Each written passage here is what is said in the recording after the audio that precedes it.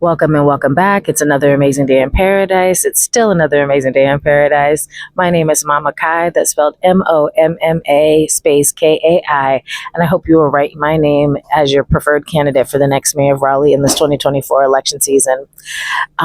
This next question in the additional questions from the PowerUp NC Candidates Forum is, given the current economic conditions, what is your perspective on making the most efficient use of taxpayer dollars while ensuring essential services are maintained?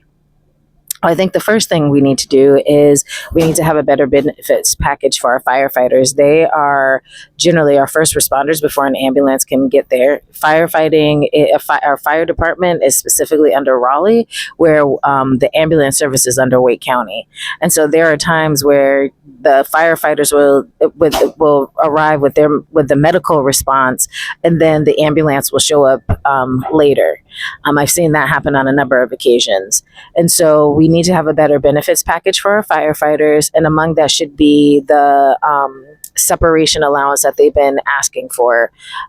That means that when they've completed 30 years of service in the fire department, that between the time that they retire and the time that they collect Social Security, they're given a certain allotment, which is 25% of their ending salary every year as an allowance, so they don't have to find another job after they retire, unless of course they want to. And so it covers them until they're able to collect Social Security. Now let's realize how physically intensive our firefighters are, and the job of firefighting is, and all the training that they go through to become a firefighter, let alone the training that they continue to do while in their profession, which is unlike any other profession that I'm familiar with. And so, except for perhaps the military, right? And so, we definitely need to utilize our city resources in order to make sure that our firefighters are paid well, that they have a great benefits package so we can retain them, and that we can be attractive to other firefighters who are looking to move to this area. Another thing is to make sure that we have an additional emergency response team that is non-police, that is much like the Hearts program in Durham. I strongly believe in that all situations do not require police force. In fact, there's a situation with someone I know who is struggling with a mental illness, and he was trying to break into a car, and thankfully, like, he's known in the community, and so people were there to love on him, and and to contact his parents so that they could find him and get him, bring him back home and get him the services he needed, because he wasn't taking his medication. And so I totally and thoroughly and strongly believe that we also need that alternate response system that has, social workers and things of that nature who can really, it's not just social workers, but also psychologists or psychiatrists, whatever it is that's needed in order to help people get the help that they need, that we can bring in a gentler touch, a more compassionate touch to meeting people's needs that doesn't have to require force. Let's see, what else? Essential services. Essential. Our solid waste. Yeah, we need to make sure the toilets can flush, right? The water, the pipes, things of that nature. Those are definitely, and the trash gets taken. The waste management, trash gets taken out. Super, super, super important. There's nothing worse than not having your trash picked up for a couple weeks. So those, to me, are our essential services. We do need to figure out what we're going to do about our landfill. It's anticipated that we only have until 2040, which is like 16 years away. That's not a long time before it's at capacity.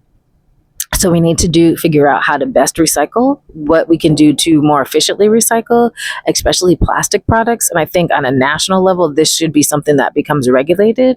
But plastic products, glass can be composted. glass can be pulverized and it just added to soil and then used as a composted mixture. Of course, the labeling and things of that nature would have to be taken care of in order to pulverize it. Minor details, but this is something that they were working on in Pennsylvania. It was talked about at a Real Matter series in last year. And so I would love to see that. Also, composting. We need to get better at disposing of our food waste. And, and I think it's about education and just helping people, all of that, the tons of food that ends up in the trash, from restaurants and people's homes and things, just things that get wasted. We need to do better. And so those I feel like are most essential services outside of, and then there's everything else that is, dare I say, a secondary, but, actually stormwater. I will throw stormwater in there too, because where the water goes when there is a storm is really important. And so, there's not anything that I would like and say you're not essential right now, but those are the ones that I would say our emergency services, again, with the call center that's in partnership with Wake County. And so we definitely need them. They need better pay and mental health support for the things that they might be experiencing. We also need to make sure our fire department, our firefighters have good benefits packages and pay. Our police as well, that they are fully trained, that they are aware of their own neuroscience, of their own triggers, so that they can go, and also that they are not. I really want to look into this 28-day shift, 28 night shift thing that they do where they switch, and that they could be going to work exhausted. And if you're an officer and exhausted in a dangerous situation, that's not good for the officer or the people who they're going to serve. And so I really want to look at the scheduling and why they do that in field ops. It's been something that's been that way for at least 18 to 20 years, because I've talked to officers and asked them about it, and they remember doing it, and they've been on the force for 18 years or longer.